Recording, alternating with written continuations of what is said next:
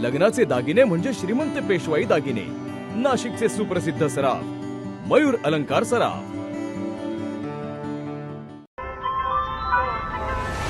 ताज्या बातम्यांसाठी नाशिक न्यूजच्या YouTube चॅनलला सबस्क्राईब करा आणि बेल आयकॉनला प्रेस करा। दिंडोरी तालुक्यात एक अत्यंत दुर्दैवी आणि धक्कादायक घटना घडली आहे। इंदोरे गावात चारचाकी गाडी विहिरीत कोसळल्यानं एकाच कुटुंबातील 9 जणांचा मृत्यू झालाय। या घटनेनंतर प्रशासनाने तातडीने हालचाली करत अपघातग्रस्त विहीर बुजवण्याचं काम सुरू केलंय।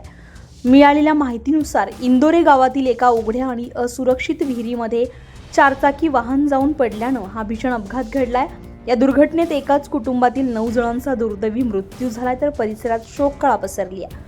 दरम्यान या प्रकरणी विहिरीचे मालक राजेंद्र राजे यांच्यावर गुन्हा दाखल करण्यात आलाय। मात्र गुन्हा दाखल झाल्यानंतर ते रात्रीपासून गायब असल्याची माहिती समोर येते आहे। या घटनेनंतर प्रशासनाने तातडीने पावले उचलत अपघातग्रस्त विहीर बुजवण्याचं काम सुरू केलंय। भविष्यात अशा प्रकारच्या घटना टाळण्यासाठी सुरक्षेच्या दृष्टीने ही कारवाई करण्यात येते।